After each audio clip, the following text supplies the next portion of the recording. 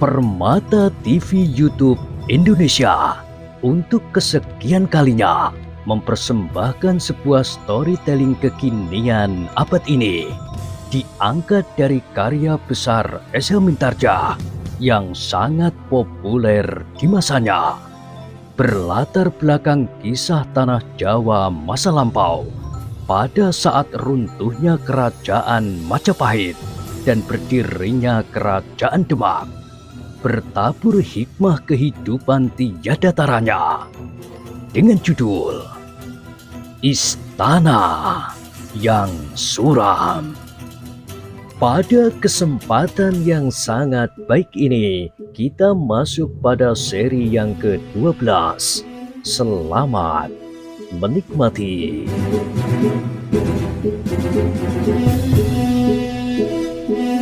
Di akhir kisah sebelumnya disebutkan, sementara itu langit merah menjadi semakin buram.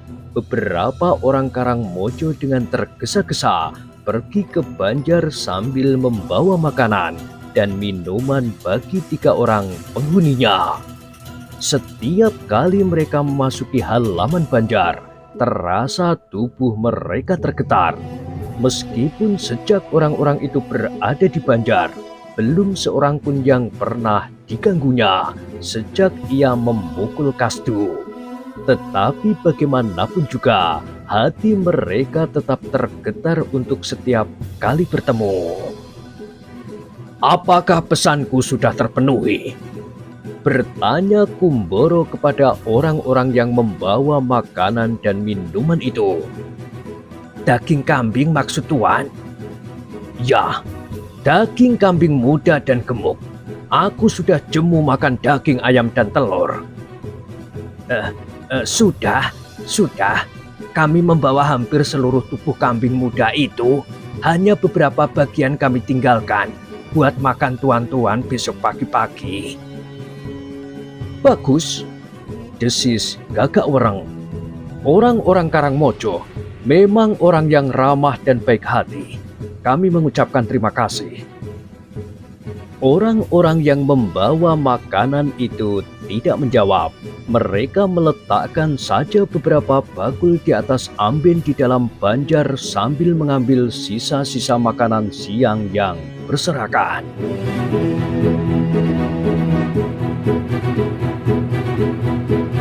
Ketika Kumboro membuka tutup bakul-bakul itu pun, ia tertawa pula. Katanya, "Lihatlah, bukankah itu merupakan bekal yang baik bagi kita yang malam ini akan melakukan tugas yang besar yang akan menentukan kedudukan kita kelak?" Gagak Wereng tidak menjawab, tetapi tangannya langsung menjamah gumpalan-gumpalan daging di dalam bakul itu. Tanpa mengatakan sepatah kata pun, ia segera menyumbatkan segumpal daging ke dalam mulutnya. Kumboro tertawa melihat tingkah laku Gagak Wereng. Di sela-sela suara tertawanya itu, ia berkata, "Dua orang kawanku mempunyai kebiasaan yang menjengkelkan dalam bentuknya masing-masing. Yang seorang adalah seorang yang memanjakan nafsu makannya tanpa kendali, sedang yang lain sangat dipengaruhi oleh wajah-wajah cantik tanpa memikirkan akibat-akibat yang dapat timbul karenanya. Dua cacat yang apabila tidak disadari akan sangat membahayakan kedudukan kita semuanya." Namun sambil mengunyah, Gagak Wereng berkata, "Betapapun rakusnya aku, tetapi aku dapat membedakan yang manakah yang boleh aku lakukan dan yang manakah yang tidak." "Kau sangka aku tidak?" bertanya Nogoposo. "Jika aku tidak dapat membedakannya, maka aku sudah lebih dari 10 gadis-gadis Karangmojo, terutama di istana itu yang sudah aku seret ke dalam Banjar."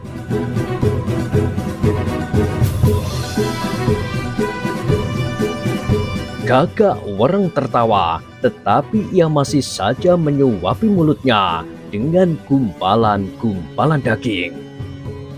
Kita akan makan dahulu, berkata Kumboro. Lalu kita akan melakukan tugas kita sebaik-baiknya. Mungkin kita harus membunuh semua yang hidup di dalam istana itu. Nogoposo berpaling sekejap, namun ia tidak menghiraukannya lagi. Ia tahu Kumboro sengaja menggelitik hatinya agar ia menyatakan sikapnya, tetapi ia lebih baik diam saja. Sesaat kemudian mereka bertiga pun telah memegang mangkuk masing-masing. Ternyata bukan hanya Gagak Wereng yang rakus terhadap gumpalan-gumpalan daging kambing, tetapi adalah mereka ketiga-tiganya bagaikan berlomba menghabiskan daging yang terbanyak. Setelah mereka selesai makan dan melemparkan sisanya ke sudut ruangan, maka mereka pun segera membenahi diri. Kumboro yang dianggap tertua di antara mereka berkata, "Kita beristirahat sejenak sambil menyiapkan senjata kita masing-masing. Jangan ada yang mengecewakan. Selebihnya, semua yang akan kita bawa harus sudah tersangkut di pelana kuda kita masing-masing. Karena kita tidak akan kembali lagi ke Banjar ini. Kita tidak akan bertemu lagi dengan orang-orang Karangmojo yang dungu untuk seterusnya. Memang mungkin beberapa tahun lagi kita akan datang lagi ke daerah ini, tetapi sudah barang tentu dengan kedudukan yang jauh berbeda." Kedua kawannya tidak menyahut. Mereka duduk di muka biliknya sambil mengipasi dada mereka yang berkeringat. Terasa angin mulai menjadi sejuk. Langit yang buram menjadi semakin buram. Satu-satu bintang mulai bergayutan di langit yang biru pekat.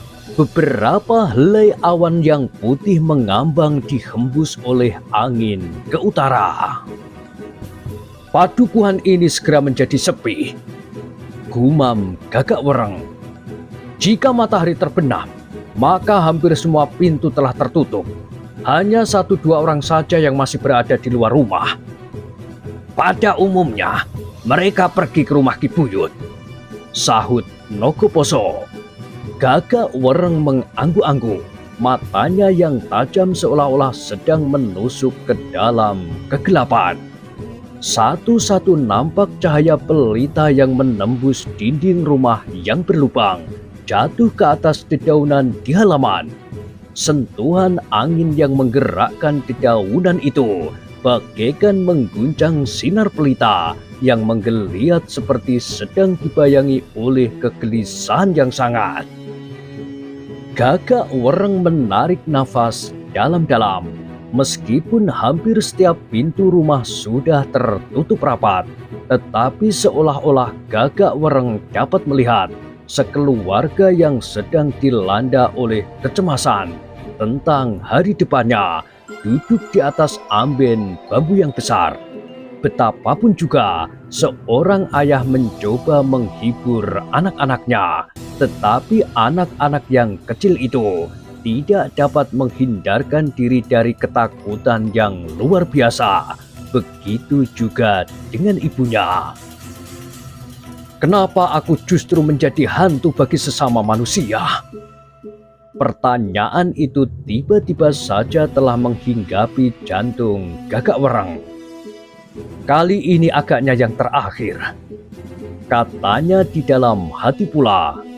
Gagak Wereng mulai membayangkan bahwa jika usahanya kali ini berhasil dan ia mendapat upah uang atau kedudukan yang cukup memadai, maka ia akan hidup wajar untuk seterusnya.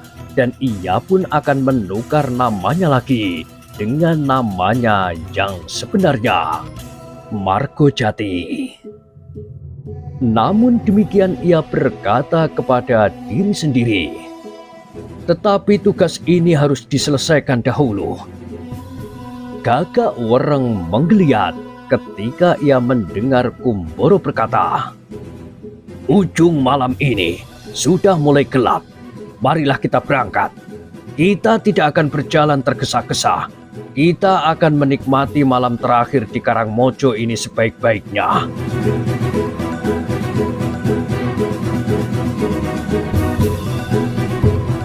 Ketiga orang itu pun kemudian mempersiapkan diri. Semua milik mereka telah mereka siapkan dan mereka sangkutkan pada pelana kuda mereka masing-masing. Senjata mereka telah siap pula untuk dipergunakan sewaktu-waktu. Mungkin kedua orang itu perlu dibantai dengan senjata, berkata Kumboro. Karena itu jangan meremehkan keduanya. Keduanya bukanlah anak-anak kecil lagi. Sejenak kemudian maka ketiga orang itu pun segera berangkat meninggalkan Banjar Desa. Tidak ada orang Karangmojo yang mengetahuinya. Pada umumnya mereka sudah berada di dalam bilik masing-masing. Hanya 1-2 anak muda sajalah yang masih berada di rumah Ki Buyut Karangmojo. Mereka berjaga-jaga sambil berbincang. Sekali-sekali mereka menengok Kasdu yang nampaknya keadaannya memang berangsur baik. Tetapi anak-anak muda yang masih tinggal di rumah Ki Buyut itu tidak berani pulang ke rumah masing-masing hingga menjelang pagi hari. Ketakutan itu selalu mencekam hati setiap anak-anak muda. Sejak di Banjar tinggal ketiga orang yang sama sekali tidak dikehendaki oleh orang-orang Karangmojo, namun yang sama sekali tidak dapat diusiknya itu. Meskipun demikian, seperti juga perempuan dan gadis-gadis, anak-anak muda Karangmojo belum pernah mengalami perlakuan yang dapat menghentikan denyut jantung mereka dari ketiga orang yang tinggal di Banjar itu.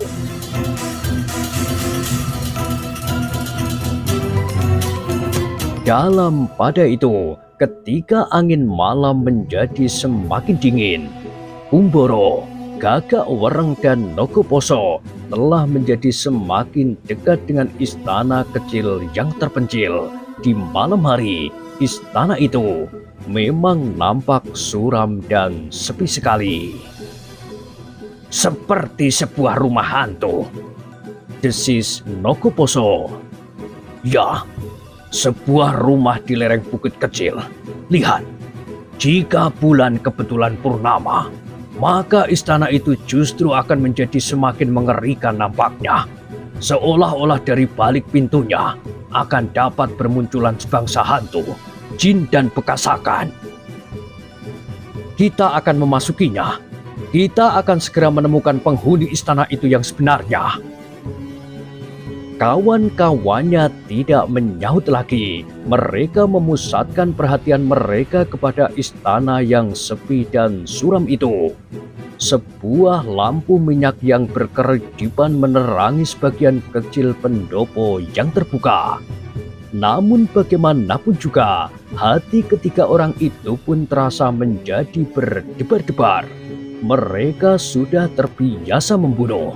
Tetapi rasa-rasanya membunuh perempuan yang tidak berbahaya justru sangat mendebarkan hati.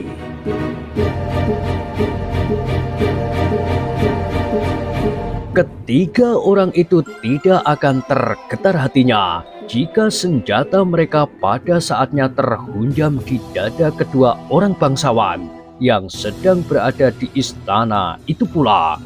Tetapi jika mereka harus membunuh perempuan yang ada di dalamnya, maka tangan mereka akan menjadi gemetar. Bahkan tiba-tiba saja tumbuh penyakit di hati Gagak Wereng. Apakah untungnya dengan membunuh perempuan-perempuan itu? Mereka tidak dapat berbuat apa-apa. Seandainya mereka melawan, apakah yang dapat mereka lakukan? Dengan sekali dorong, mereka akan jatuh pingsan. Gagak Wereng menarik nafas dalam-dalam. Tanpa sesadarnya ia berpaling memandang wajah Kumboro yang tegang. Di dalam keremangan malam, Gagak Wereng tidak dapat melihat dengan jelas bentuk dan kerut-merut di wajah kawannya itu. Namun Nogoposo agaknya mempunyai pikiran yang lain. Setiap kali ia menengadahkan wajahnya dan seolah-olah tersenyum seorang diri. Gila! Desis Gagak Wereng di dalam hatinya. Nogoposo tentu akan mengambil kedua gadis yang ada di dalam istana itu. Ia tidak akan segan membawanya dan melemparkan ke tepi jalan selagi gadis itu tidak sadarkan diri.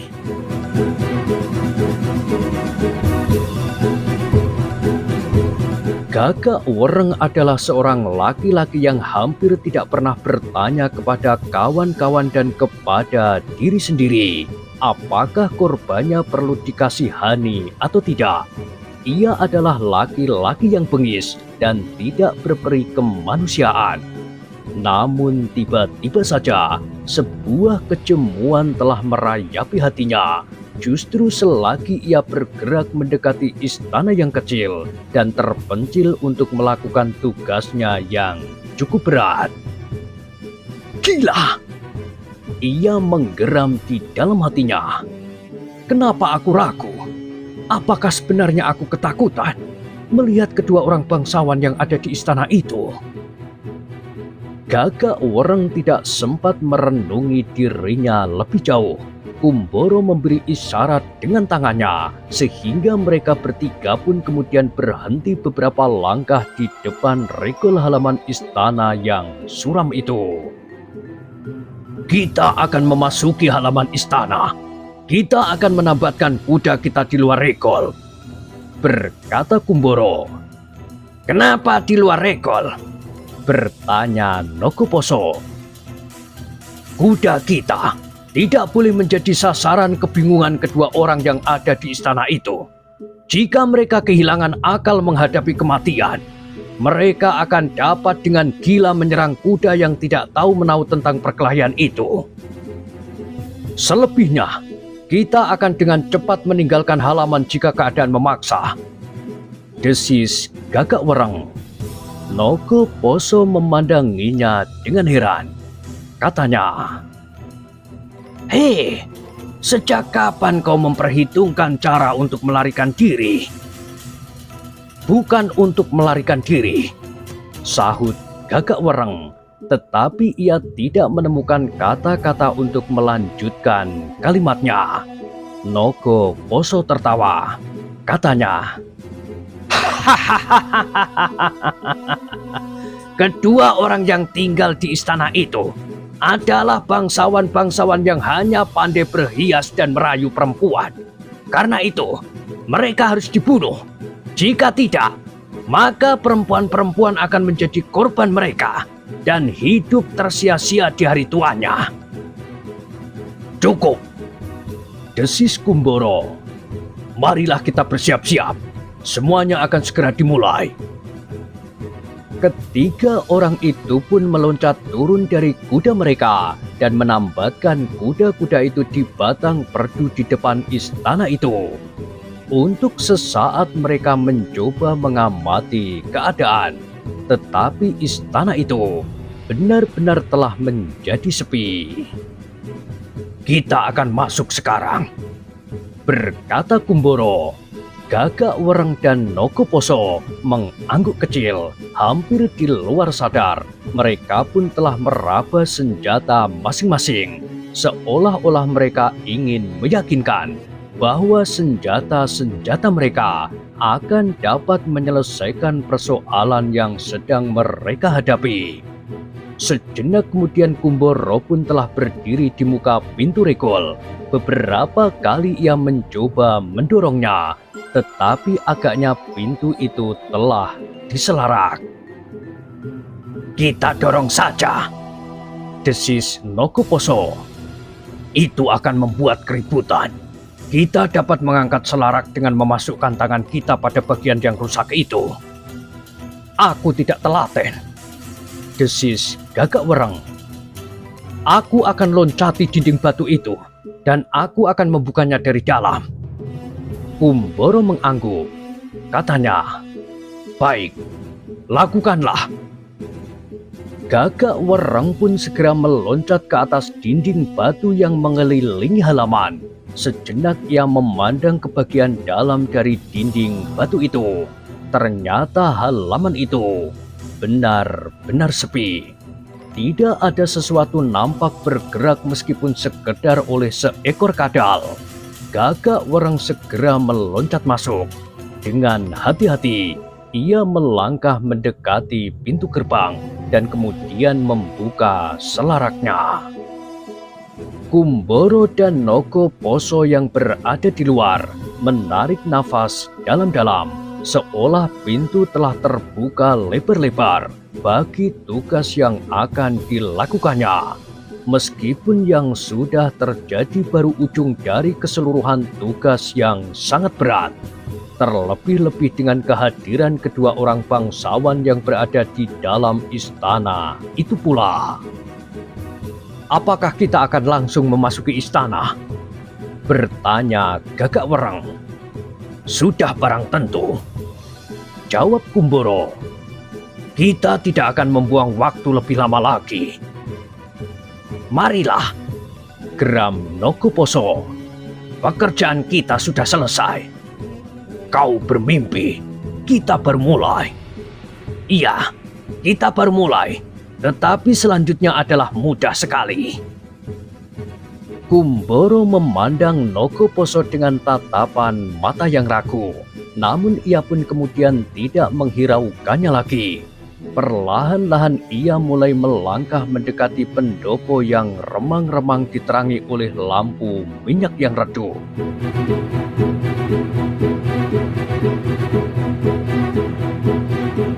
"Kita akan naik ke pendopo dan langsung mengetuk pintu," berkata Kumboro.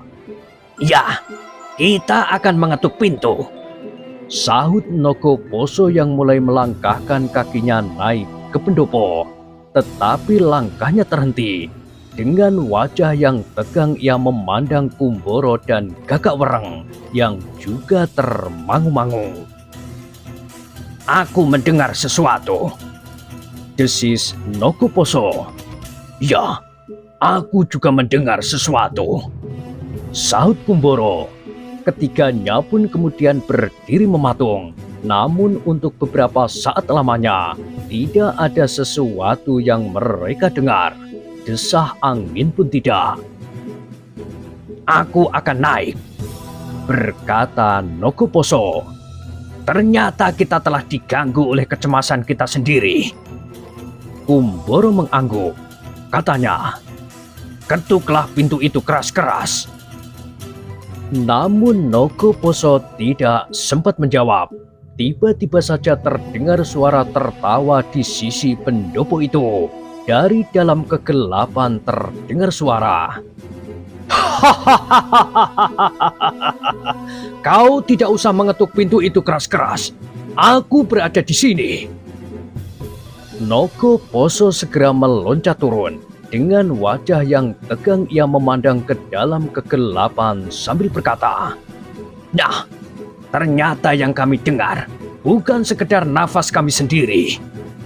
Ia berhenti sejenak, lalu katanya, "Hei, siapakah kau?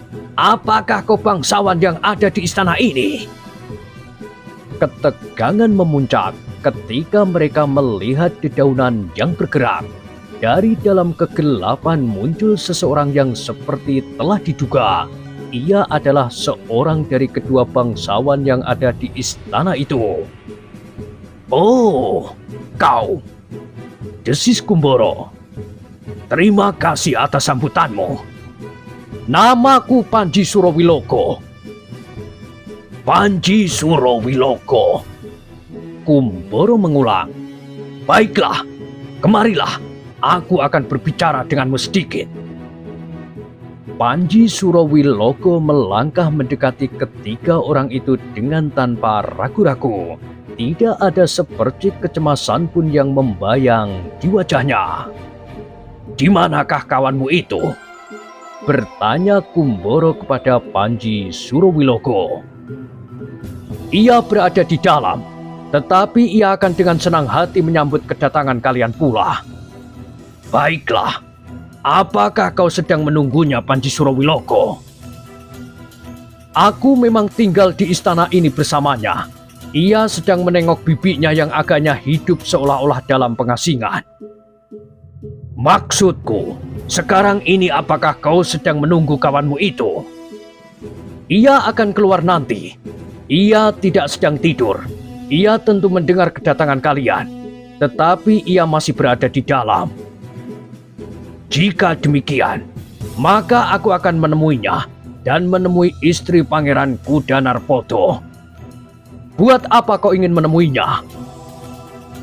Ada sesuatu keperluan yang akan aku sampaikan kepada istri pangeran yang telah hilang itu.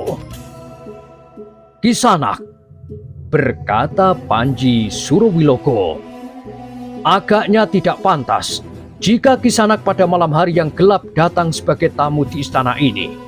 Bukankah besok masih ada hari? Aku ingin menasihatkan kepada Kisanak.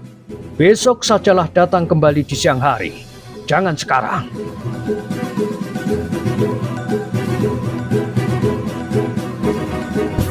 Kumboro menarik nafas dalam-dalam, seolah-olah ia ingin mengendapkan perasaannya yang mulai menjadi panas.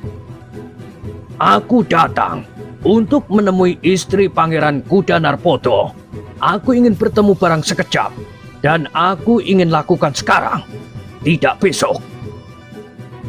Kisanak, berkata Panji Surowilogo, sebaiknya Kisanak jangan memaksa. Itu kurang baik. Yang Kisanak lakukan sekarang ini benar-benar bertentangan dengan kesopanan yang lazim berlaku. Maaf Panji Surowilogo, sahut Kumboro. Barangkali aku memang tidak menghiraukan sopan santun, tetapi demikianlah keinginanku. Jangan menghalang-halangi aku, supaya hidupmu tidak menjadi pendek. Ah, kau sedang menakut-nakuti, jawab Panji Surowilogo. Jangan seperti menakut-nakuti anak-anak. Karena itu, sebaiknya kalian kembali saja dan datanglah besok jika matahari sudah naik tinggi.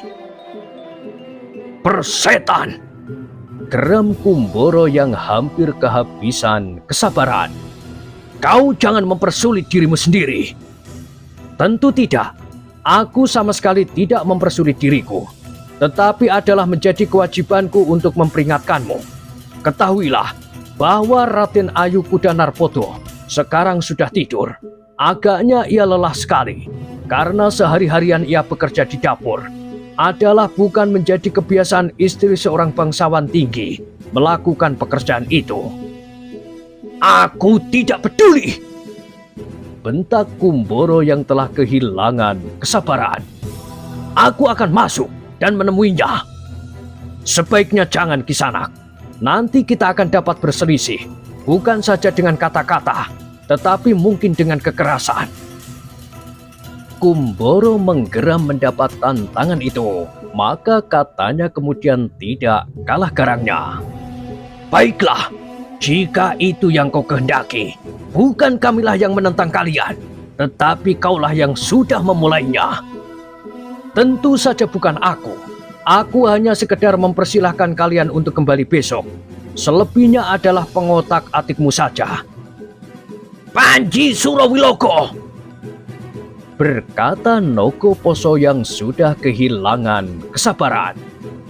Kau tinggal memilih, membawa kami masuk dan mempertemukan kami dengan istri Kuda Narpoto, atau kau akan mati dengan penderitaan yang tidak dapat diperkirakan.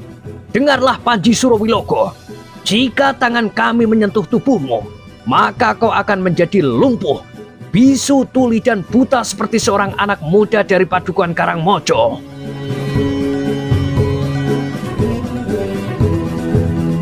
Tetapi di luar dugaan, Panji Surowilogo tertawa pula.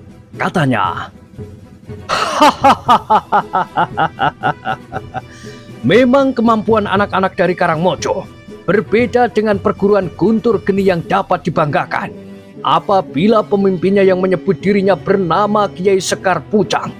Tetapi bagiku, perguruan itu tidak ubahnya seperti berpuluh-puluh perguruan kecil lainnya yang tersebar dari ujung kulon sampai ke ujung timur pulau ini. Gila! Kumboro tiba-tiba menggeram. Dari mana kau dapat menyebut nama perguruan dan pimpinanku? Dari bekas tanganmu yang berbisa itu, aku pernah melihat seorang anak muda yang kau perlakukan seperti itu adalah di luar peri kemanusiaan. Jika kau memperlakukan seorang anak muda pedesaan yang tidak tahu menahu tentang ilmu kanuragan dengan cara seperti itu, ia menentang aku. Apapun yang dilakukannya, kau tentu dengan mudah akan dapat menciderainya, karena anak pedesaan itu adalah anak yang bodoh dan dungu. Tiba-tiba Gagak Wereng yang sejak semula hanya berdiam diri saja berkata, "Kita akan berbantah terus sepanjang semalam suntuk, atau akan menyelesaikan tugas kita yang penting ini. Sudah tentu kita akan segera bertindak. Marilah, aku akan memasuki peringgitan. Siapa yang sudah jemu berbicara, ikuti aku." Panji Surowilogo tertawa. Katanya, "Masuklah, tetapi kalian tidak akan pernah keluar lagi." "Jangan hiraukan," berkata Gagak Wereng sambil melangkah naik ke pendopo. "Kita akan berjalan terus. Jika orang ini berani bertindak, ia akan bertindak. Ia tahu pasti bahwa ia akan berhadapan dengan perguruan Guntur Geni." "Jangan panik," desis Panji Surowilogo. "Persetan!" Gagak Wereng tidak menghiraukannya. Panji Surowilogo maju beberapa langkah. Ketika ia pun kemudian meloncat naik ke pendopo, terdengar pintu peringgitan terbuka. Nampak dalam cahaya lampu minyak seorang anak muda berdiri bersilang tangan di dada. "Nah, itulah yang seorang," berkata Gagak Wereng. "Ya," jawab anak muda yang berada di pintu itu. "Aku kira kalian dapat diajak berbicara dan meninggalkan halaman istana ini. Tetapi ternyata dugaanku keliru. Kau memaksa naik dan masuk ke dalam istana bibiku ini." Gagak Wereng menjadi ragu-ragu sejenak. Ada sesuatu yang bergetar di dadanya. Tetapi sambil menggertakkan giginya, ia pun berkata, "Kau jangan mencoba mengganggu tugas-tugas kami. Aku akan bertemu dengan bibimu." "Jangan kasar," berkata Raden Kudarupoko. "Sebaiknya aku masih memperingatkan kalian sekali lagi. Pergilah dan kembalilah besok siang jika memang kalian mempunyai kepentingan dengan bibi." "Tidak, aku akan bertemu dengan bibimu sekarang." Raden Kudarupoko yang lebih muda dari Panji Surowilogo ternyata lebih cepat menjadi panas. Sambil menggeram ia melangkah lebih maju dan berkata, "Jangan menyombongkan diri, karena kalian adalah anak-anak dari perguruan Guntur Geni. Itu sama sekali tidak dapat menggetarkan hatiku. Namun aku masih dapat berbicara dan bersikap sebagai manusia. Bukankah kita manusia yang mempunyai akal dan budi? Bukankah kita punya mulut untuk berbicara? Dan bukankah kita mengakui bahwa setiap orang mempunyai hak atas miliknya? Seperti bibi mempunyai hak atas istananya ini. Jangan melanggar hak itu. Pergilah." "Jangan berbicara lagi." Kumboro menjadi semakin marah. "Menepilah, aku akan lewat." Wajah Raden Kudarupoko menjadi merah. Dengan garangnya ia berkata, "Jika demikian, kau akan memaksakan kehendakmu. Baiklah, itu berarti maut." Kumboro mengerti bahwa tidak ada jalan lain kecuali bertempur. Karena itu, maka ia pun berkata kepada Nogoposo dan Gagak Wereng, "Kalian bersama-sama dapat membunuh yang seorang itu dengan cepat. Aku akan melayani anak gila ini. Kemudian kita bertiga akan mencincangnya sampai lumat." Raden Kudarupoko tidak bergeser dari tempatnya. Ia berdiri dengan kaki renggang, seperti sebatang tonggak besi baja yang menghunjam jauh ke dalam pusat bumi.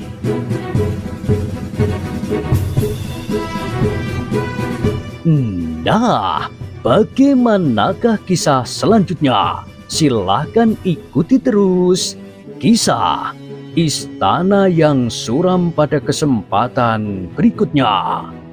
Sampai jumpa.